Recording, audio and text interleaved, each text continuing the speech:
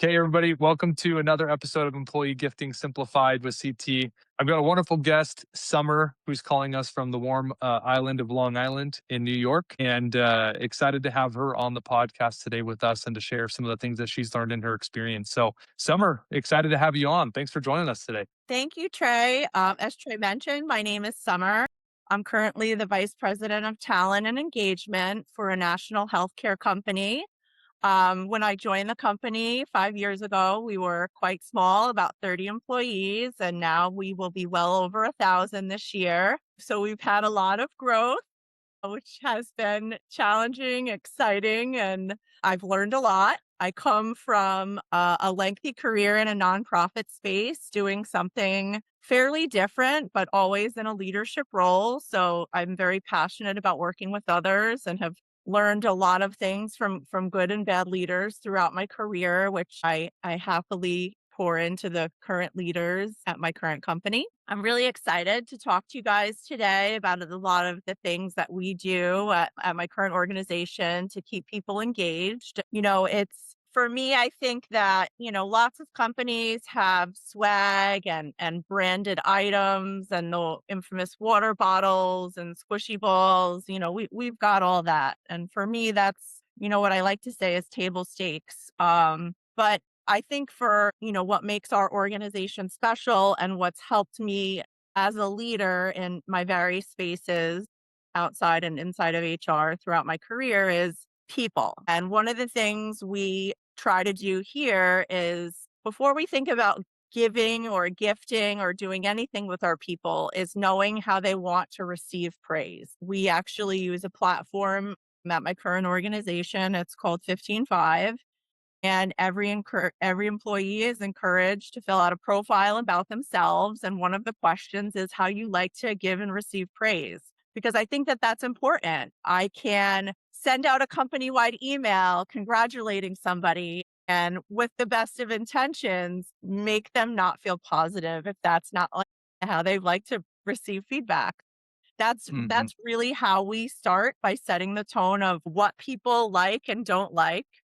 All of our employees get the swag, the water bottle, the t-shirts, but I think what helps us to be most successful in this space is time and the time spent by leaders with the people that report to them. And that's where I play a big part in my current organization is working with leaders on spending time with their people, getting to know them, helping them work through things at work, letting them understand that they're human and they can make mistakes and it doesn't have to be the thing that defines them. So we're able to really do so much without spending any money. Yeah, people love t-shirts and this, that, and the other. Some people just throw them in the back of their closet. Some people wear them proudly.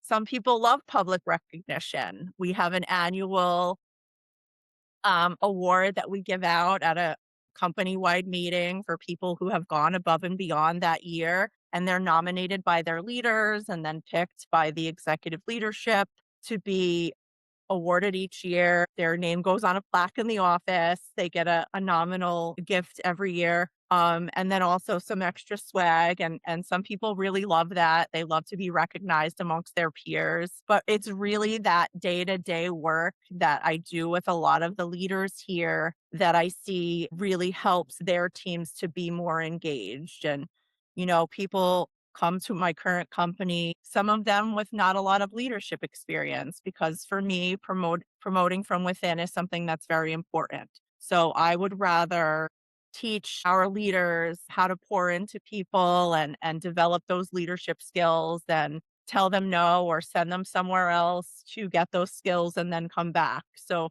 a lot of people come to our organization because they know they're going to have an opportunity for growth. We have over 50 supervisors now who were all promoted from within. We do a mentorship program here for the supervisors. So that way, when it's time to continue to grow and we need managers, that we are fishing from our own bucket, because again, that's something that is very important to me. Another thing that we do here is none of the roles here, except for roles that, require a degree or a certificate because it's a clinical license or doctor or a nurse, none of the other roles here require advanced education, which really, considering that we hire people in the communities where we serve, which are a lot of underserved communities, it really gives people the opportunity to grow that they wouldn't have at other organizations, which is something that I think is super important. We use 15.5 to leverage peer feedback. I'm also able to take company-wide pulse on a monthly basis from every Hmm. employee in the organization. It's a really great platform where it just does a simple 5-minute check in with how they're doing, what went well this month, what didn't. But from a high level, I'm able to watch trends in the market. And when I see dips and trends and things that I need to focus on, I am able to address it very quickly. So I focus on building rapport with my leaders and making sure that, the feedback loop of giving and receiving feedback comes from a place of good and growth, and they understand that, and that comes with building trust and getting to know them. And that's why I say these are all free things and they just require time, which I know for everybody's schedules is pretty finite. But when you put the work in and kind of make that time and at the outset, you really do reap the rewards in the long term. Oh, that's incredible. I'm still trying to wrap my head around how you grew from 50 employees to 1,000. Was that what you said, or was it Yeah, 30? no, it was about 50. 30 employees Oh, to 30. over A 1,000 thousand employees in less in than 5 5 years. years. Last Man, year, we doubled the size of the company in 1 year last year.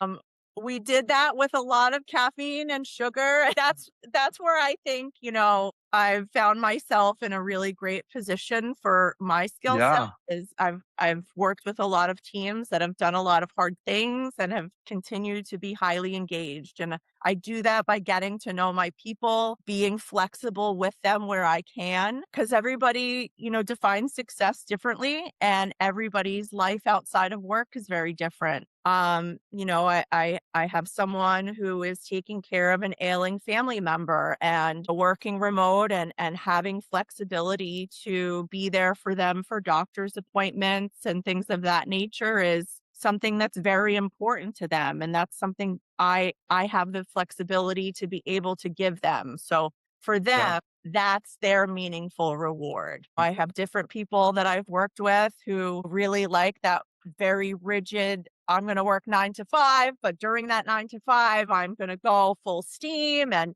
after those hours, I really don't want to be bothered. It's yep, about getting to know your people and really what's important for them. That allows you to really be very creative with non monetary things that are for them very meaningful. Similar, I've had somebody who works for me who recently got her master's degree last year. So just being cognizant of, all right, I know we're entering midterm season. What can I take off your plate right now that might give you a little bandwidth? Do you maybe want to save some of yeah, the PTO for that time so that you don't feel under the recruiting crazy? And how can I use the resources that we have in-house to give you a little bandwidth right now? So it's really about like that give and take. Um, that has really helped me to be successful for a really long time and keeping engaged teams that have worked directly for me. And, yeah, I try to teach those good habits to, the leaders at our organization and the leaders that I work with. Different roles, you can have different levels of flexibility in that regard, depending on kind of what they're doing. But, you might have the opportunity to, if somebody is falling behind, I tell them, just go on do not disturb for the day. Get yourself caught up. You don't need to use your people using their yep, P to get caught up for their work tasks is shouldn't happen. So again, I think it really yeah, boils down to knowing your people and what's important for them, to uh, create that value at an organization because it's not going to be yeah, t-shirts and water bottles for everybody. yeah. I love that focus, and I think it's what's kind of stuck out to me is like the highlight and the emphasis that you've been putting on getting to know your people, but also I think when you get to know people based on the what you're talking about is it's you have a unique situation where you literally doubled in size in a year. And so there comes a getting to know your people, but also trusting your people, and the amount of trust that you have in them to be able, like, hey, get your stuff done and take care of what's most important to you is going to help them be more efficient at work so they can get things done. They can be more present. They can be more aware. And I love what you've talked about as you've been sharing. I've written down a couple of things that I just wanted to like highlight and give you kudos for. It's like the emphasis of spending time with your people to get to know them. But I think also with the time, you've started to learn, hey, there's different ways. It doesn't always need to look like this because it always has looked like this. It can look like something else, but still give us the same results And I because think of what you just talked about, right? Yeah. Yeah, and I think that that's people. That's people. People are not cookie cutter. People are different. They come from all different walks of life. They're in current and different circumstances. And, I feel like in my career, when I first started out, you don't bring your personal life to work. That's a very big no-no. You're expected to shelf everything at the door and show up 100%. And that's not really the reality of life. So I think, when you allow people to be human, you're gonna have days where you put your pants on backwards, or it Yeah. just your coffee was made wrong, or bigger things, your kids are sick and this, that, and the other. And when you don't allow for a flexibility to really lead like a human, your teams remember that. And it almost it erodes away at a trust that can be built. And you will inevitably have more productive people working for you when they're more highly engaged, and when they work for an organization and for leaders that they feel really care about them and their career growth. We do engagement surveys every year. I will do pulse Mhm. surveys on teams with low engagement scores during the month. So they all know I'm watching. Yeah, I think by you watching, it sounds like the way that you're doing it, it's watching from a place of like genuinely believing like why would a rational human being not want to be engaged at work? Yeah. Like I would like to like all of us want to be engaged. We want to feel like we're making an impact, that we're fulfilling our purpose or however we might define whatever that calling is to do that job. And I think that's the cool part of what you're emphasizing by spending the time being flexible, thinking outside of the box, and recognizing that because you want the people to be there, you're willing to go above and beyond. And that above and beyond action that you're doing of these surveys, of checking in on them, of recognizing that t-shirts don't do it for everybody, that's a really cool, impactful motion that you're making that's then getting you a larger return than just a t-shirt or a water bottle or things like that. Yeah, and It's I know incredible. people are probably like, "Oh, she's one person. How do we scale that?" Yeah, it's what I've been wondering too, but I haven't. It's been So, literally, how did you do that? well, in the first couple of years, it was just me, so there was a lot of grit there. I actually all of the recruiters that report to me, will now actually report to my newly appointed manager, but they're all certified engagement specialists. So I do a lot of work both by letting them watch me how I work with leaders, watching them work with leaders. We have a feedback loop of understanding that my goal is to help them grow, so it's coming from a good place. And Yeah, all of the hiring managers that they work with on hiring, they also help to work with them on keeping their teams engaged. So when people start, we keep them, because we're largely a remote company, we keep them in chats. We are checking in on them with their first 90 days, where I'm tackling work with the leaders, they're tackling work with the leaders. And, you know, it can be very frustrating for recruiters who are bringing people in the door constantly, but then yeah, they don't get a hand in helping them stay. So that's, I think, from an internal team perspective, it allows them the ability to, have a hand in the success of the employees that they hire career while they're still working here. And I am the first person to say, if there's a frontline employee that's unhappy, send them right to me.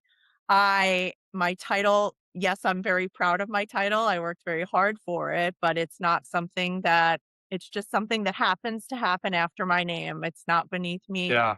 Get on a Teams call with a brand new employee just to see kind of what's going on with them. And I think that that is what makes our organization special. And We have a solid set of values at my organization that it's not just branding and fancy signs on the wall. These are actually values that we make Yeah. decisions towards, we beat towards, we hold each other accountable for. And they're really what keeps us all on a nice path for remembering that we all have the same goal. Yeah. This has been amazing. This is awesome. I can tell, I can feel the energy and I can feel the passion and the commitment that you have to your team members, but to the organization and leaders that you've been able to develop. And there's a lot of empowerment, for lack of a better phrase, that I can feel because you've been able to help and develop all these leaders. And when you really focus on people at the core of like they have wants, needs, and desires like the rest of us, if we can tap into that, then they're more engaged, you're more engaged, you have more energy to do the work that you need to do because you're not just babysitting, you're genuinely operating from a place of how can I help versus how can I get them to stay, right? Yeah. And just trying to measure those. And those are two, even though the actions might sometimes align and look the same, the energy behind those actions are completely different. That's Yeah, incredible. and I think people can, that they can tell when you're being genuine or not, or if you're just doing this to check a box. And that's where I really, Yeah. I teach my people that, you know, there's a difference between managers and leaders. If you want to be a manager, I'll manage you like a manager. You're Yeah. checking boxes, you're clocking in 9 to 5, you're making sure that everybody does the thing, and that's great. But then there are people who really care about leadership and the growth of others and pouring into people. And, those are the people that I really love to work with because you can really, as a leader, I think people take it for granted. You can really make or break somebody's career experience by the experience that they have with you. And I want to be all about the growth and empowerment of others because I think that you can do a lot of good out there by using the good things that have happened to you to help educate and support other people in their growth journey. So that's incredible. This has been awesome. There's so much more than I love what we talked about was today during this was like all about caring about people. And that's one of the greatest forms of engagement, greatest forms of appreciation and recognition that we can give to anybody is treating them and caring about them on the individual basis. I'm kind of interested in what kind of initiatives are you most excited about as you look towards 2026? I know we're still early February, but what are you looking what kind of gets you excited? Are you guys looking to double in size again this year or what are we looking to do and what are you most excited about for 2026? No, we're gonna have a nice steady year. We'll probably grow by another 2 or 300 people, which for us is steady. That's But wild. There's so many people listening to this and their mind is just I blown. know, That's amazing.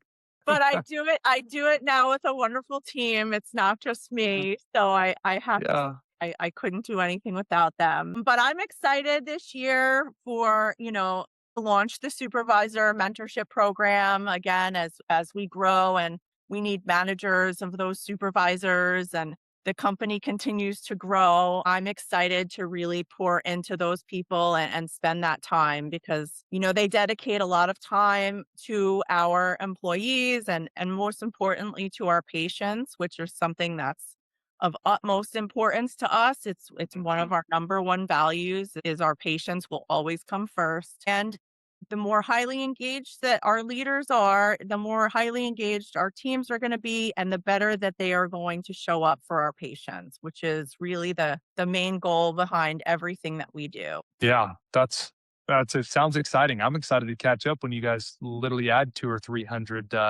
employees again and be like, how are you sustaining this? This is incredible. This might be I one of think those it where we has have to to do like do an update. Yeah, I think it has to do again, it goes back to the patients, the bigger Ah, we grow, the more people that we can help and the bigger impact that we make in the communities that we serve patients. And for me, that's the space that I come from before I yeah, came here and, directly helping people who really need it. So I know, and I truly believe in what we do. I'm very proud to work for the organization that I do yeah, because I see all of the good work.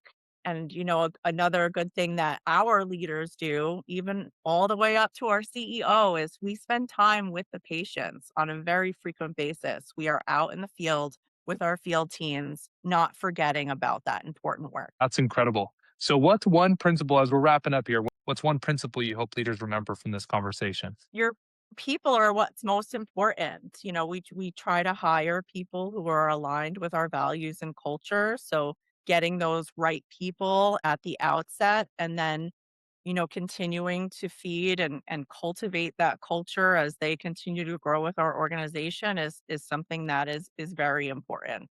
I feel like that's more than one thing. Yeah, no, that was incredible. I think there's a lot of things that people are going to be thinking about and recognizing. I assume if people have want to reach out and brainstorm ideas with unique situations that they're dealing with, what's the best way for them to connect with you or Yeah, I to mean, ask you questions? It sounds like you're they can very open to mentor and helping other people. Curious I how am people can very find you. open to mentoring and helping other people. You can find me on LinkedIn. My name is Summer Boyd. I'm not sure of how many other Summer Boyds are out there, but I'll make sure that we add a link to your LinkedIn on the in the show notes at the bottom of this so everybody can respond to it and engage with you and connect. And this has been absolutely awesome, Summer. Super grateful for your time to share with us some of the tactics and principles that you've learned in your experience of taking care of people and showing appreciation and recognizing them and boosting engagement across your organization. Still trying to wrap my head around doubling in size and that you guys have a modest goal of 200 to 300 new employees this year to grow. Anybody would be excited to join and work with you and your team. I can literally feel it. And this is really cool. Great job on all of that. And until next time.